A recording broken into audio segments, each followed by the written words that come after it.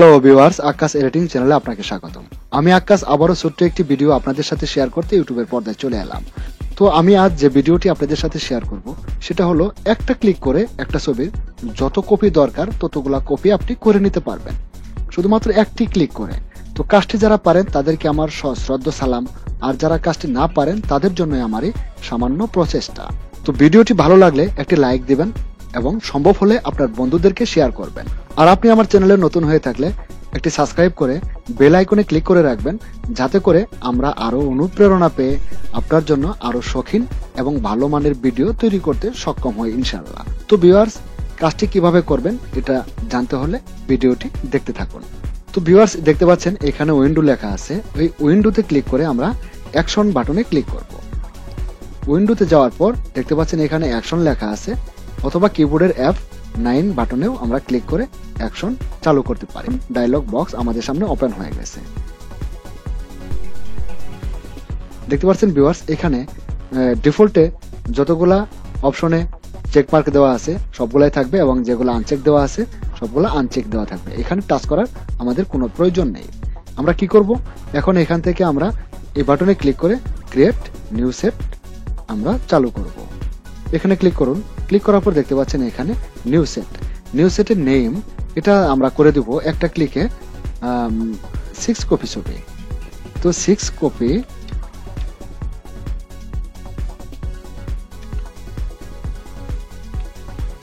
পিপি photo লিখে এটাকে আমি ওকে করে দিলাম। দেখতে পাচ্ছেন ভিউয়ার্স, এখানে কিন্তু 6 কপি পিপি ফটো এই ফাইলটি কিন্তু এখানে অলরেডি চলে আসছে। তো এখন আমাদের কি করতে হবে, এখন আমাদের এই বাটনে ক্লিক করে আমাদের ক্রিয়েট নিউ অ্যাকশন আমাদের চালু করতে হবে। ক্রিয়েট নিউ অ্যাকশন বাটনে ক্লিক করুন। ক্রিয়েট নিউ অ্যাকশন বাটনে ক্লিক করার পর দেখতে পাচ্ছেন নিউ অ্যাকশনটা কিন্তু ওপেন হয়ে গেছে। তো এই উইন্ডোতে আমরা এখানে দেখতে পাচ্ছি নেম অ্যাকশন 1, নেম অ্যাকশন 1 এটা থাকলো। সেট লেখা আছে 6 কপি পিপি ফটো, তার মানে এর আগে আমরা সেটে যা লিখেছিলাম এটা কিন্তু সেটে তাই লেখা আছে। এটাই আমাদের সিলেক্ট করা থাকবে। এখানে দেখতে পাচ্ছেন ডিফল্ট অ্যাকশন আমাদের সিলেক্ট করার কোনো প্রয়োজন নেই। 6 কপি আমরা ফটো 6 কপি ফটো আমরা সিলেক্ট করে দেব। তারপরে এখানে দেখতে পাচ্ছেন ফাংশন কি এটা হলো কিবোর্ডের শর্টকাট বাটন। আপনার ইচ্ছা মতো কোনো বাটন যদি আপনি চুজ করে দেন তাহলে এখানে আপনি সেই বাটনটাকে সিলেক্ট করে দেবেন। সাপোজ আমি F10 দিচ্ছি, কারণ F8 এবং 9 কোনো ফাংশন দেওয়া আছে, যেমন অ্যাকশন কিটাই F9 দেওয়া, সেক্ষেত্রে আমি F10 দিয়ে এটাকে রেকর্ড করে দেব।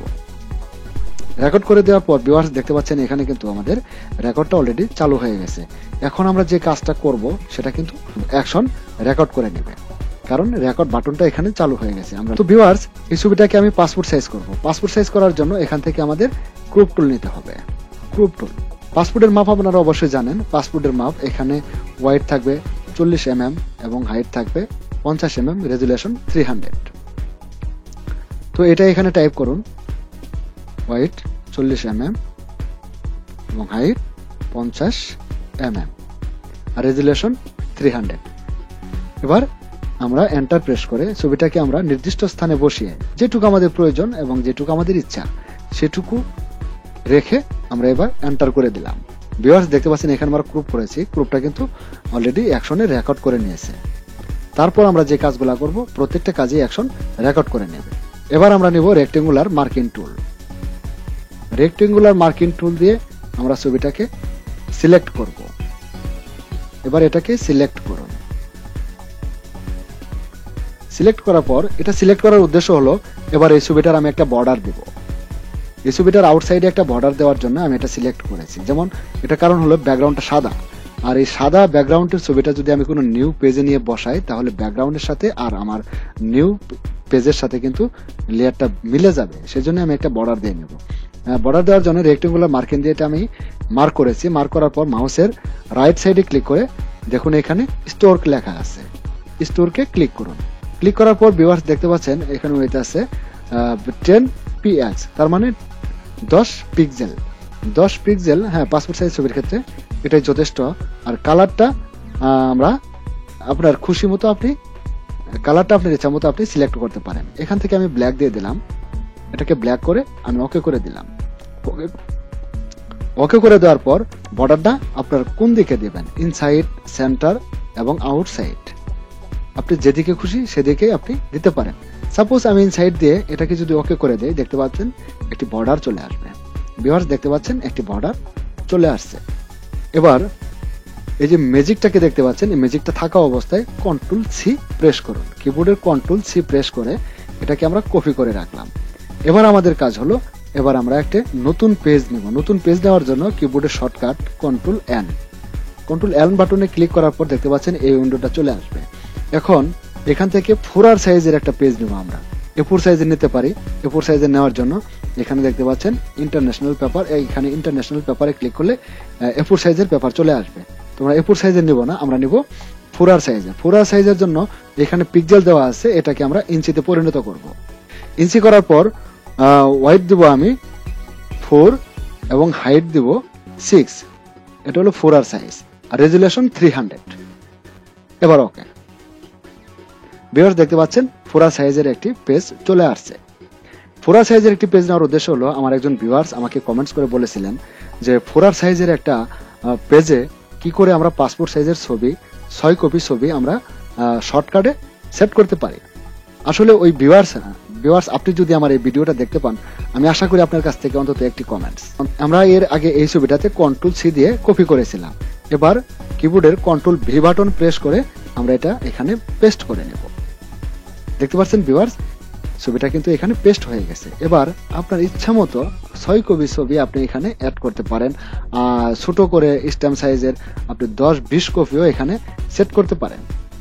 তো পাসপোর্ট সাইজের আমি 6টা ছবি এখানে বসাবো। আমি এটা কপি করলাম, শিফট এবং অল্টার বাটন চেপে ধরে মাউস দিয়ে টেনে, শিফট এবং অল্টার বাটন চেপে ধরে মাউস দিয়ে টেপে এটাকে আমি কপি করলাম। এবার কন্ট্রোল টি করার পর আমি এটা 90 ডিগ্রি অ্যাঙ্গেলে ছবিটাকে ঘুরিয়ে দেব। 90 ডিগ্রি অ্যাঙ্গেলে ঘোরানোর জন্য এখানে মাউসের রাইট সাইডে ক্লিক করে এটাকে 90 ডিগ্রি অ্যাঙ্গেলে ঘুরিয়ে দিন। এটা আমি 90 ডিগ্রিতে রোটেট করলাম। করার পর এটা আমার ইচ্ছা মতো আমি বসাবো। এটাকে আমি আরো কপি করব, কারণ 6 কপি আমাদের করতে হবে।